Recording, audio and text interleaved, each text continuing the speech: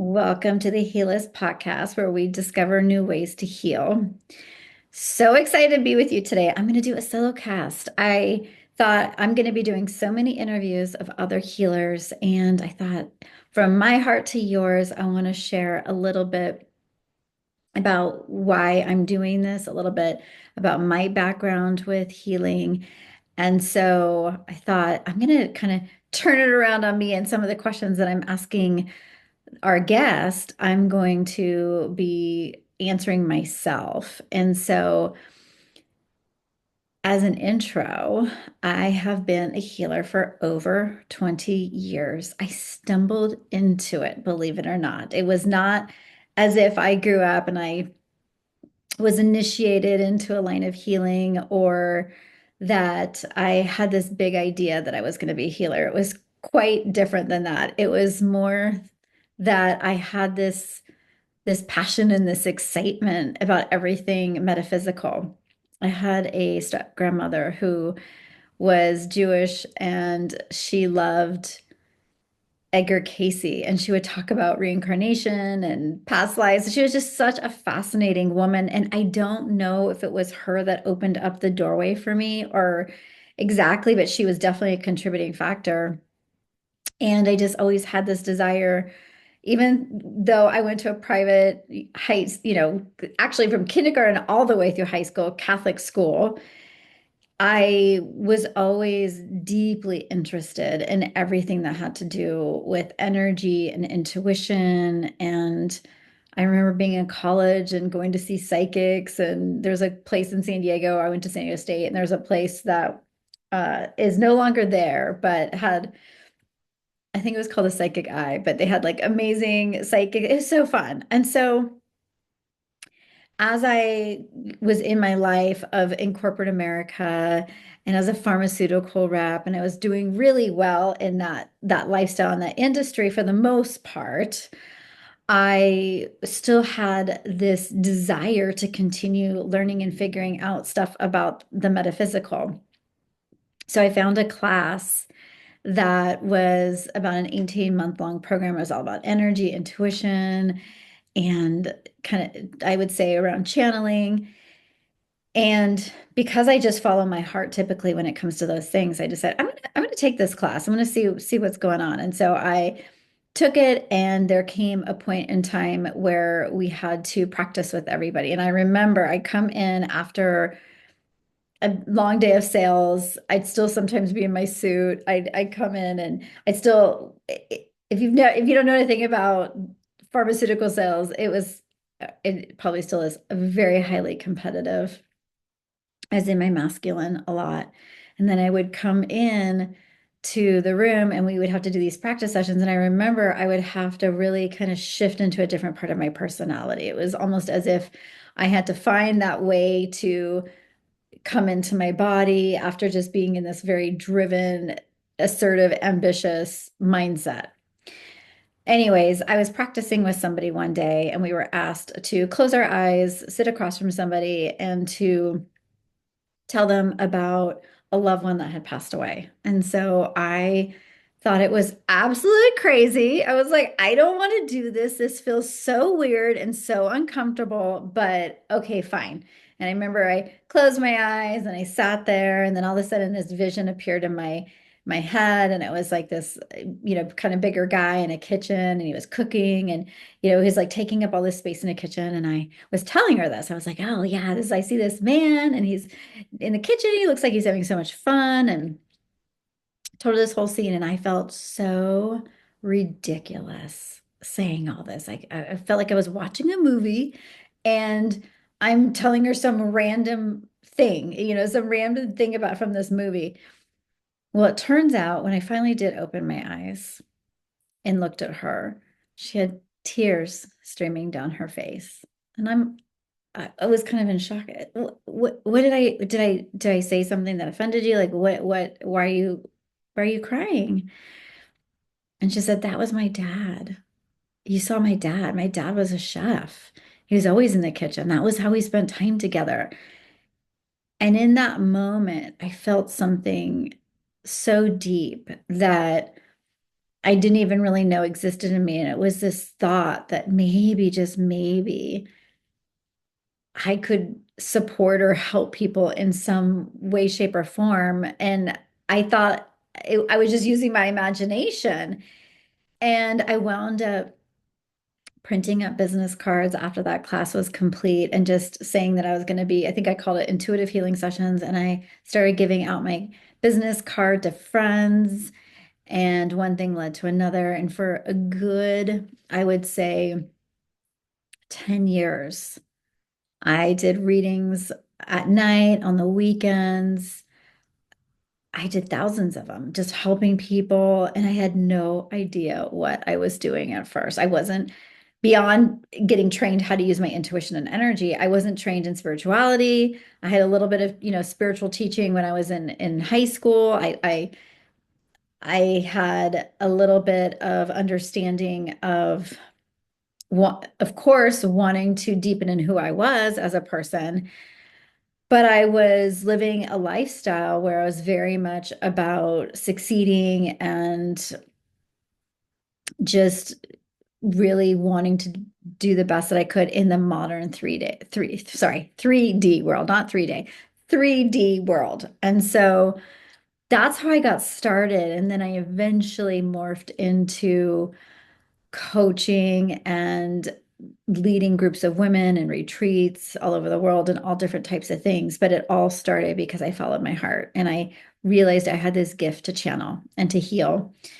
No matter where I was, no, it's time or space, geography didn't matter. It was like I'd be on a phone with somebody across the world and I could do this gift. And it felt so good. So when I ask people that are interviewed, what do you think healing is?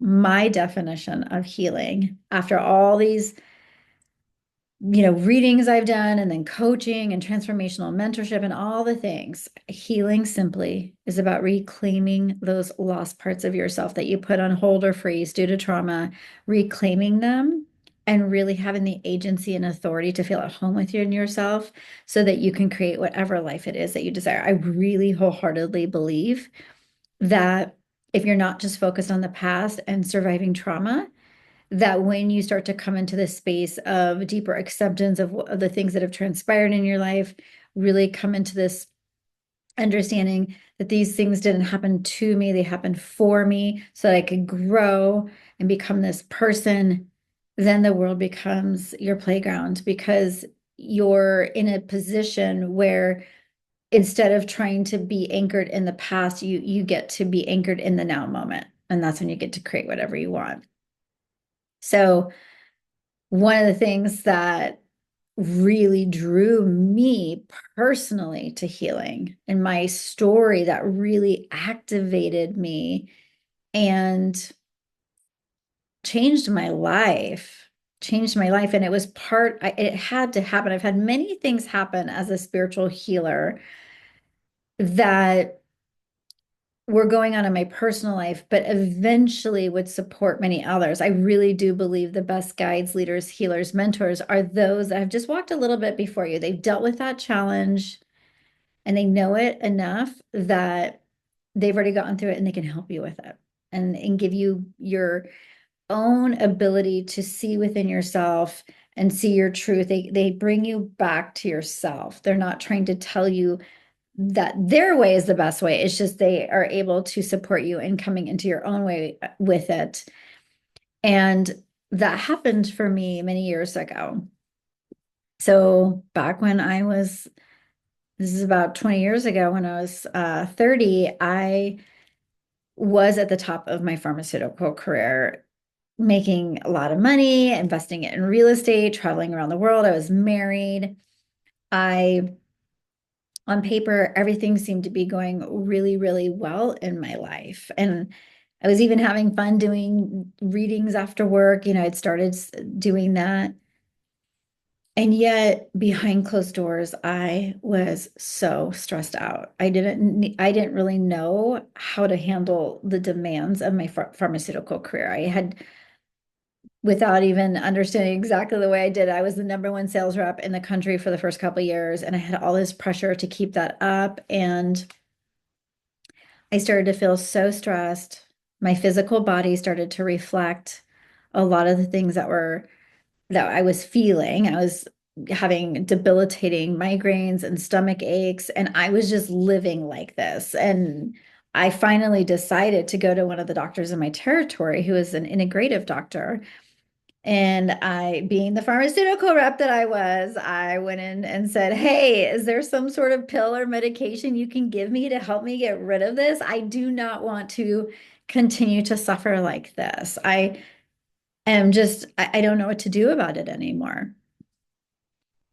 And lucky for me, this amazing doctor asked me, "Dawn, how old are you?" And at the time, I was, like I said, I was in my 30s, early 30s. And she said, "You're too young to be experiencing these things. I don't want to just give you a pill that's going to just kind of be a band-aid. I want to really support you in getting to an understanding of why this is happening for you." And she asked me some questions about my life. And when I really started to dig deeper, there was just this understanding that I wasn't happy. I wasn't happy. And so she said, "I want you to try 5 things. It's chiropractic, acupuncture, exercise, nutrition, and massage." And I had the best healthcare at that time. And so I really embarked on this journey of starting to heal myself. That was one of the biggest awakenings. It was when I was sitting pretty shortly thereafter on an acupuncture table and had the needles in me, and I felt this fiery energy in my arm. And I asked the woman, I said, "What is happening? I feel like I can't even lift my arm. Is this what people feel when they get acupuncture?" And it wasn't painful. It was just like this heat. And she said, "That's your chi. That's your energy. It's been stuck." And she's like, "I'm trying to unlock your energy." And I had gone in there for my migraines, but she said, "Oh," and she like put her hand over my stomach and she's like, "Oh my God, the energy that you are dealing with in your career and your stress, and this is causing you to have your stomach must be hurting a lot, and you seem so unhappy." And I was floored. How did she know this about me? It was just like, wait, you're reading my body and it's giving you all this information. And I was just blown away. And that started a very fortuitous journey for me. I decided after that, I got to know more about this. I got to learn. And it really opened me up even more in my intuitive work to start to understand, oh my gosh, we are not just these bodies. We have consciousness, we have energy. And it really asked me to take a deeper look under the hood of my life and really understand that I was in a relationship that wasn't gonna last. I was striving to make all this money and do all these things, but I wasn't really happy. And then I had to ask even deeper questions of how did this even happen in the first place? And really and it took me years to unravel. It wasn't just in this little short, sweet period of time. I figured it all out. But it began this journey where I started to heal. And I started to understand that there was just so much more than meets the eye. And now I always tell the people I work with and my clients, I say the body is the barometer of the soul. It's always trying to tell us through our symptoms what is going, what's going on. And it's really going in and researching and doing the deeper work to understand what it is those symptoms are are indicative of, where they're trying to lead you. It's almost like playing Sherlock Holmes with your body. And unfortunately, sometimes with Western medicine and me having a background in pharmaceuticals and knowing that whole game and how you try and get the doctors to write prescriptions and all sorts of unethical and immoral things were happening in the industry at that time, knowing that medication oftentimes or surgery sometimes, well, surgery is like a last ditch effort, right? But the medication is just going to band-aid affect whatever you have going on. So it really, all of the healing work led me to the deeper question of who am I and why am I experiencing these things in my life? And it started with my physical body.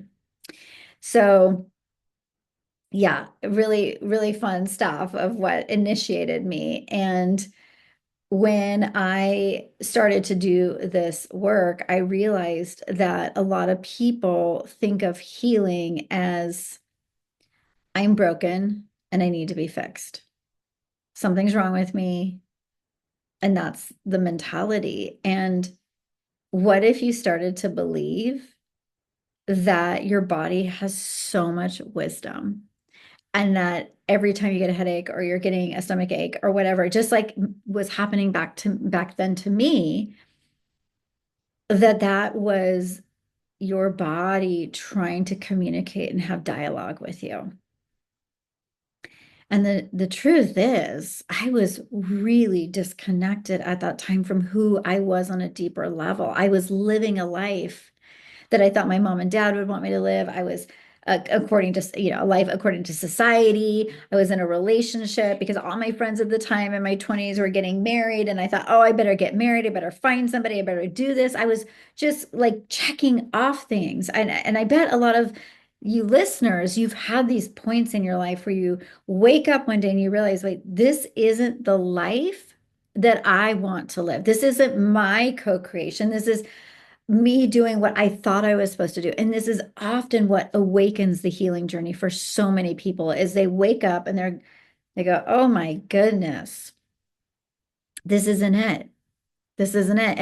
And then you start to look at the cost of deciding that you're unwilling to live a life that isn't by your own design. You start to go, "Oh God, like is it worth it to me to keep this job that makes me miserable so I can make this kind of money and have this kind of house or this kind of thing? Or is there another way?" And the things that might seem good to you when you're choosing from your ego or your wounds, right, don't seem so great when you decide to align with your heart, your soul, and your truth.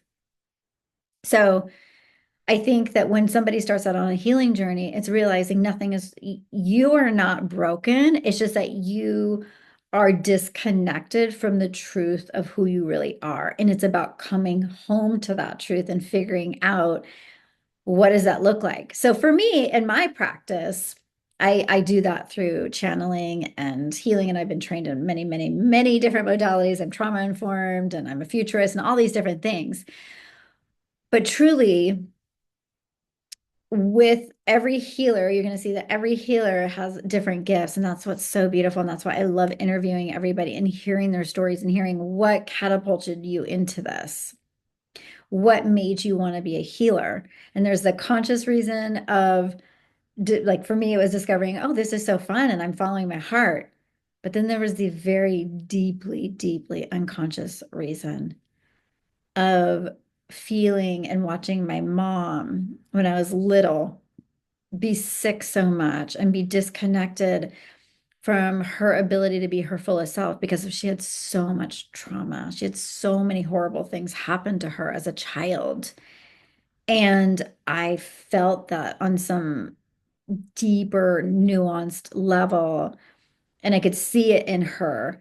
And it created a deeper spark and question of me inside of me, like, what is this? And why is this impacting and affecting her so much? How do I, in some level, maybe I wanted to save my mom. And of course, we can't save people. People have to want to do it for themselves.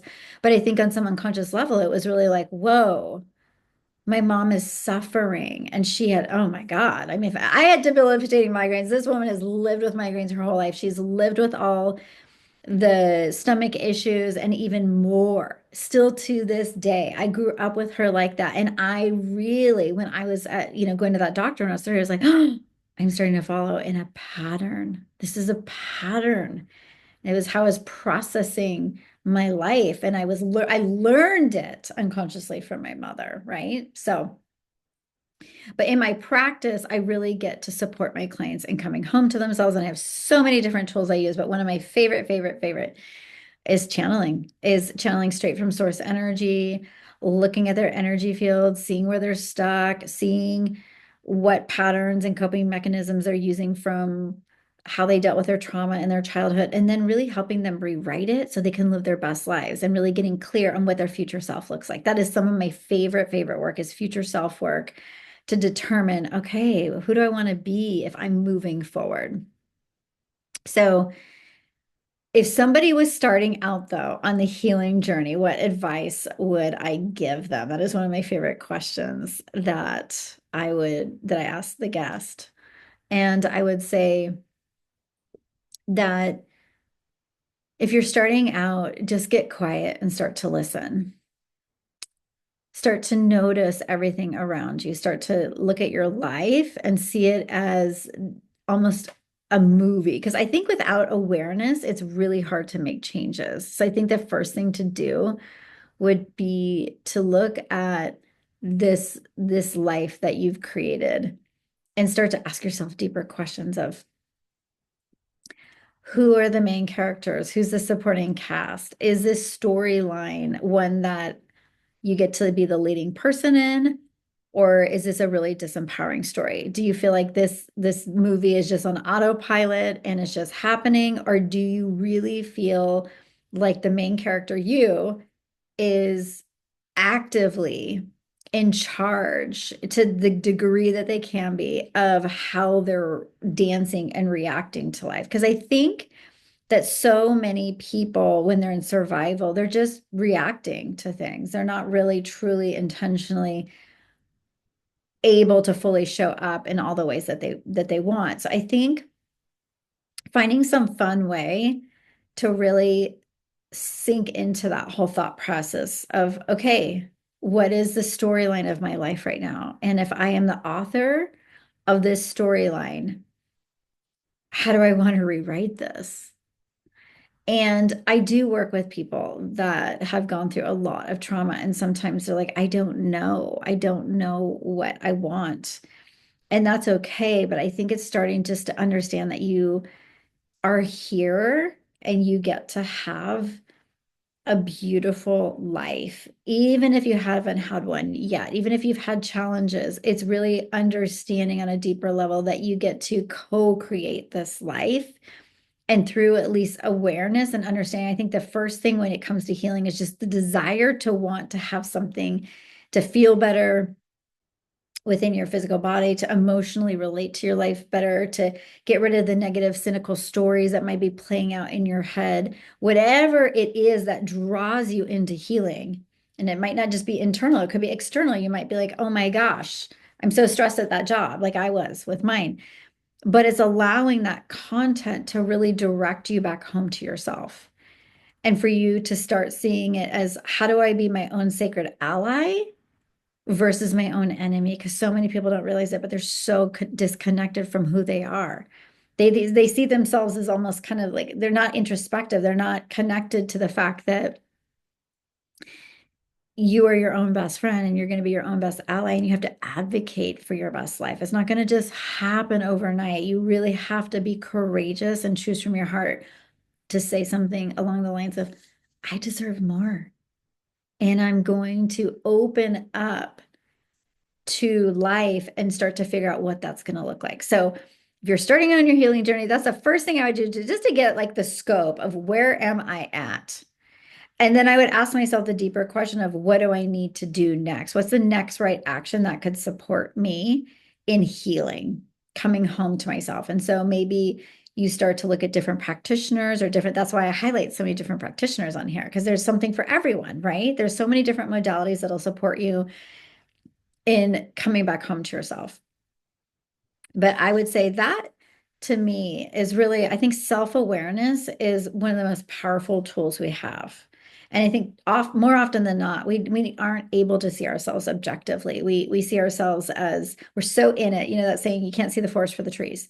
But if you are sitting just for a moment and you are objectively able to kind of separate from yourself and see yourself as almost like you're, like if you were meeting yourself on the street and you're to kind of take in like the way they're dressed and the way they feel when you come across them and their story of their life, like you will start to get a lot of intel and you might go, oh my God, not the storyline that I want to be living, right? And then you get to rewrite and author that. And I think that when it comes to healing and how healing is going to be showing up in the future, because I'm a futurist, I really do believe that so many interesting things are happening right now where we have AI that's coming online. But I'll tell you what, as much as AI can support and help, because I think AI is a fabulous tool if used in the right way, nothing can hold space for you like a beautiful energy of empathy or someone who can listen. I've been so blessed on my healing journey to work with so many different healers. And I know sometimes just being in a room where somebody is holding space for me and allowing me to really drop into who I am and create this really sacred space is it's amazing. And so I think people are going to really seek out that deeper connection with other human beings. I think people are healing more through community than ever. And I think people are realizing, especially in the spiritual communities, that yes, as wonderful as all the things are, the, like feeling good and being high vibe, that the deepest work that you can do is to address your shadows and address the places in you that you have ignored for years so that you can come back into your wholeness. And that really does that invitation is through the body. And I think we're going to start to recognize, so many are already seeing this, how much the body plays a part and a role in our healing. You do all the energy work and all the things, but if you're not addressing the physical body as well, it has to be part of the equation. So I think the future of healing is more hands-on, community-based. uh there's nothing like that deeper connection that you can have when you're with someone. And I don't think that's replaceable. I as amazing as AI is as a tool, I think that what makes people feel really seen and heard is to be in a really beautiful space with somebody where they're getting to receive that. And I will say that I really believe that the legacy, of at least what I'd love to see in this world is that healing is not reserved for, like, let's just say when your life is falling apart, or just because the medical path that you're taking didn't work out. Like, I'd love to see more adjunct uh kind of therapy together, of like if somebody's like taking cancer treatments, maybe they're getting Reiki, or maybe somebody's getting cranial sacral alongside they're taking some type of medication to heal. There's all these different ways, but instead of healing being this kind of woo-woo pseudoscience, I'd love to see this ancient wisdom that's been around for eons come back, and that there's a third arm. It's not just Western medicine, it's not just surgery or pills or talk therapy. There's this third arm, and it's alternative and complementary medicine. That's my goal, that's why I'm interviewing other healers, is to really support people in learning that there's so many different ways to heal. And sometimes you need to forego the mind and go straight into the body and work on the energy, work on the trauma, whatever it is that is, necessary for you. And that there's beautiful, beautiful practices, modalities that can support you in that. That's what I want my legacy to be, is to, and I've always been a very practical healer, even though I can channel, even though I can, do a lot of different things in my practice. It's always been, how does this support my client in the real day-to-day life that they're living? How can they take this information or this feeling or this level of embodiment and have this support them in becoming the person that they want to be in their life? And I think that's what I'll leave you listeners with today, is everything you're learning, wherever you're at in your journey right now, coming back to that, if this is the movie of your life and you are really looking to shift that, asking beyond the question of what do I need to do, I really want you to think about, who do I get to be? Because that is what will change your life over time, is really thinking about one of my favorite little sayings is an inch is a cinch, a mile takes a while. So if every single day you were to ask yourself, how can I heal and come back home to myself? Trust me, you'll find the practitioners that are going to support you. You're going to find the books. You're going to find the information. Things are just going to start to come to you because you have this intentionality. You are seeding your garden of prosperity of your life to say, I want to be the best version of myself. And life will provide that. The divine God, however you see source energy, will provide that for you as long as you're willing to ask the deeper questions. So I really enjoyed getting to connect with you a little bit and share just a little bit about who I am. I have many, many different stories I could share about healing and all the things, but I'll tell you what, I have seen miracles. I have seen things happen for people that have blown my mind. And I've seen people really let go of trauma and things that had riddled them and suffocated them most of their lives and really step into such a gorgeous life that is theirs. It's nobody else's, it's theirs, it's what they wanted to create. And that to me is the best gift ever. And I hope that you will give that to yourself. Take care, and I will see you next week.